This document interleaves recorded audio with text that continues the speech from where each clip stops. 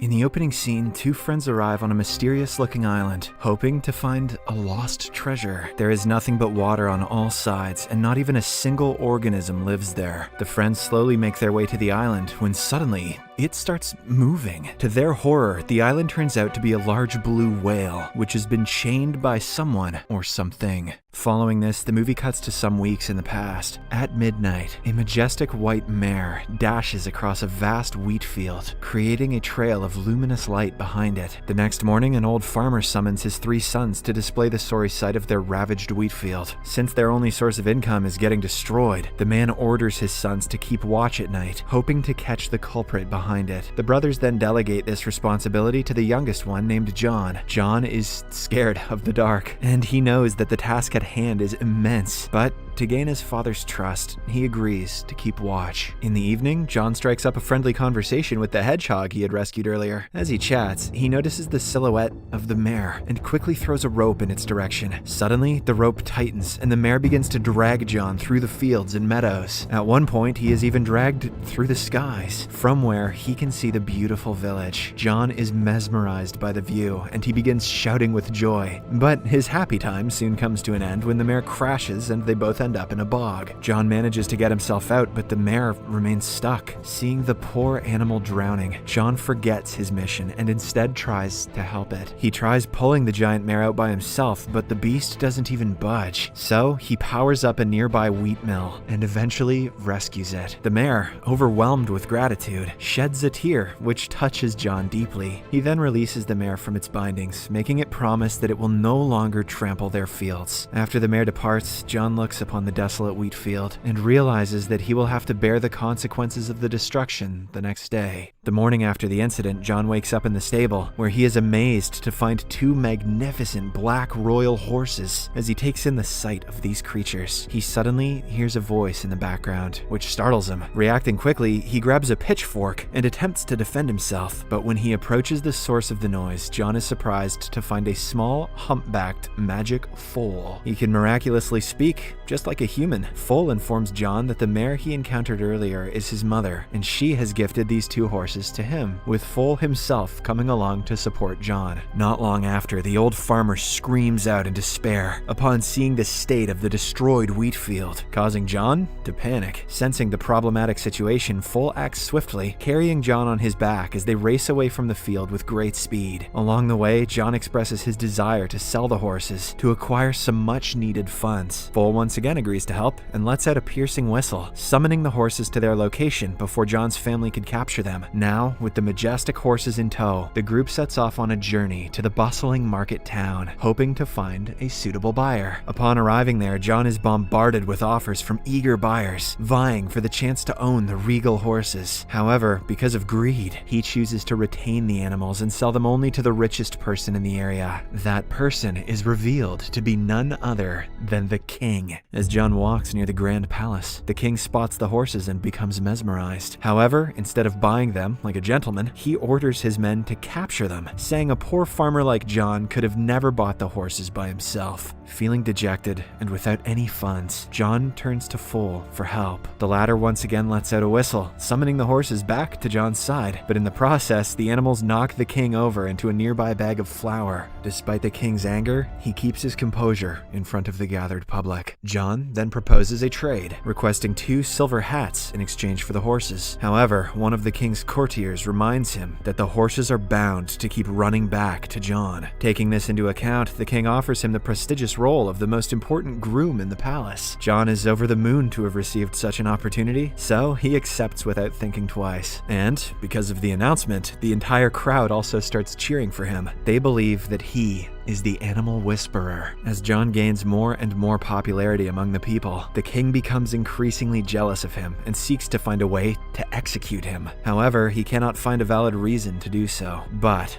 One day, his courtier gives him an idea. According to his plan, he has to send John on a mission to capture the legendary Firebird. Since it is an impossible task, John will surely fail, and this can be used as a reason to execute him. Hearing this, the king starts laughing maniacally and sends the order. Oh!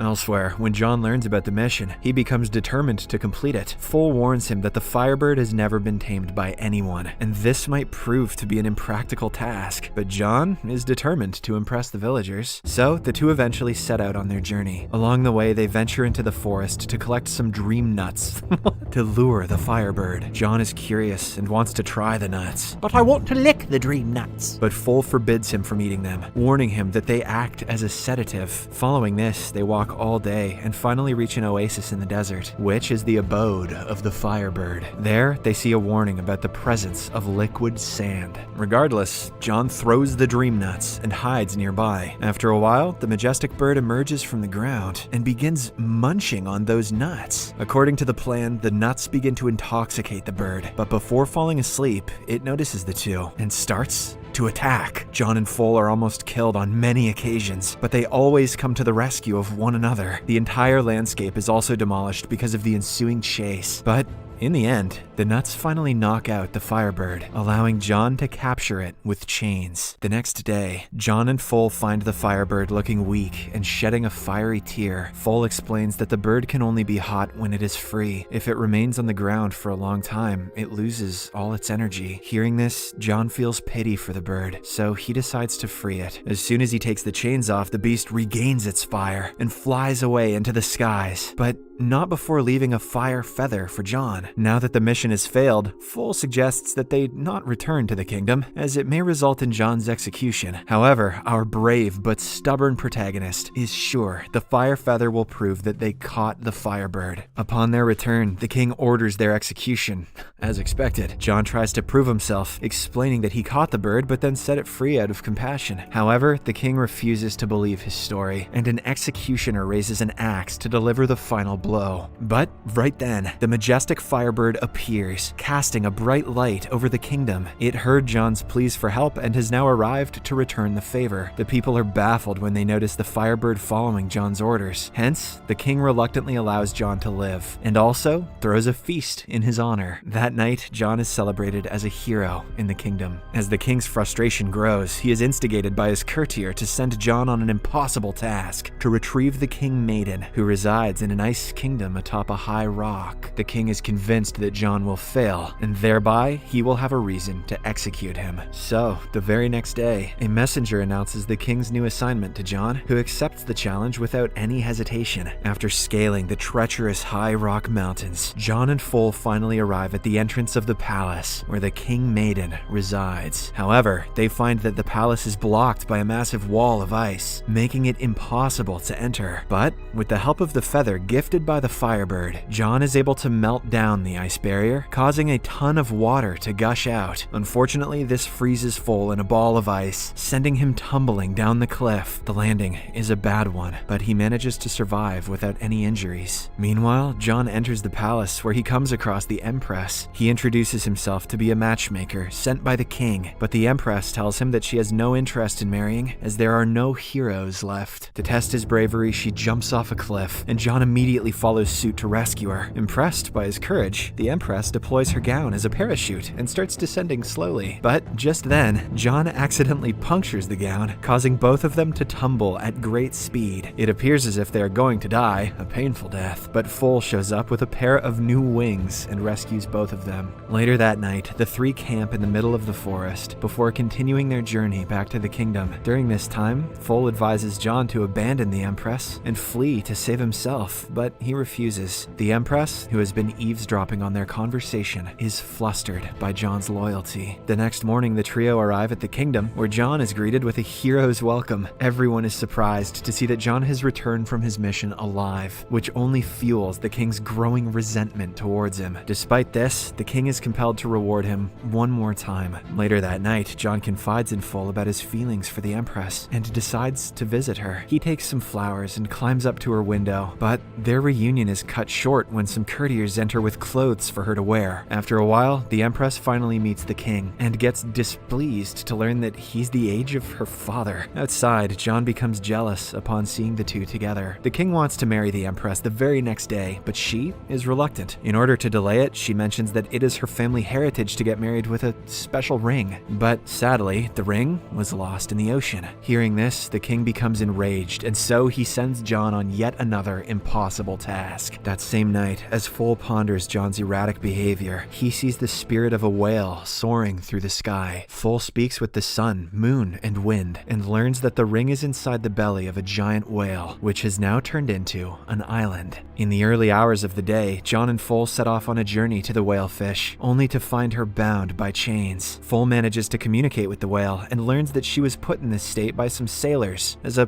punishment. Her crime? She devoured several ships for fun. At that time, she was young and naive, but now she regrets her actions. Soon after, the whale sheds a tear, which gives John an idea to make her sneeze and break free from the chains. So, they ride into the whale's nostrils and tickle its interior with the tip of Foal's feathers. The plan works, and the large mammal starts struggling to itch itself. In the process, it breaks free of all its chains, and also releases the trapped ships after decades. The whale then rewards John and Foal the precious ring as a gesture of thanks. In the next scene, the two make their way back to the Empress's window to deliver the ring. However, their presence does not go unnoticed, as guards and a courtier spot them through a scope and rush to capture John. The commotion wakes the king, who grabs his gun and rushes to the window. Seeing Foal, the king shoots him without hesitation. On the other hand, the guards storm into the bedchamber and arrest John, falsely accusing him of kidnapping the king maiden. After this, the king gets ready to marry the Empress, but in order to buy more time, she demands that he rejuvenate himself through a recipe passed down from her grandmother. She requires him to bathe in 3 cauldrons, one filled with boiling water, the second with ice water, and the third with boiling milk. The plan is a clever one, but it results in even deeper problems for John. Sensing that it may be a trap, a courtier advises the king to test the cauldrons on John before subjecting himself to the process. At night, the Empress secretly confides in Foal that she knows how to nullify the effect of the boiling contents. She reveals that throwing her grandmother's ring in the first cauldron, a feather from the firebird into the second, and the flower of life and death that grows at the end of the world in the third cauldron will cancel out the deadly effects. Wait a sec, that third one sounds kinda hard to find. She claims that John's survival hinges on their success in executing this plan. Foal, who was injured by the gunshot earlier, knows that it is a treacherous mission that may result in his demise, but for the sake of his best friend, he sets out to find the flower. Since he cannot fly anymore, he uses his lightning speed to travel to the end of the world. Foal eventually finds the flower, but it warns him that whosoever plucks it will be awaiting death. Despite the ominous warning, Foal plucks the flower to save John. In the morning, the king hypocritically declares that he is giving John a chance at redemption and orders him to jump into the cauldrons. The latter believes that he is about to die, so he bravely professes his love for the Empress. He then jumps into the boiling water, and at the same time, the Empress successfully throws the ring into the first cauldron, helping John emerge unharmed. In the second cauldron, the firebird drops a feather, keeping John safe once again. Meanwhile, Foal manages to deliver the flower just in time for John to be saved in the third and final cauldron. After successfully completing his rejuvenation, John appears before the Empress, who is amazed at his transformation. The king is also shocked and believes that the recipe actually makes people younger, so he jumps into the first cauldron. But as soon as he does so, a huge bubble emerges and carries him away inside of it. The people of the kingdom only laugh at his misfortune and instead start chanting for John. "The king is an asshole! Throw him in the milk!" Meanwhile, the Empress and John notice that Foal is missing, so they start searching for him. They soon find him sitting patiently, waiting for his death, as he had plucked the flower. However, the Empress reveals that the flower's warning was simply a test to assess the bravery of the person who picked it. She could have told him that before he left. She also clears that if Foal had not plucked it, he would actually have died, but now he won't. Hearing this, Foal delightfully gets up and hugs his best friend. In the final scene, the crowd cheers for John, demanding that he become the new king. He happily accepts and vows to protect the kingdom with all his might. The movie ends as John and the Empress finally get married and take over the kingdom as the newly crowned king and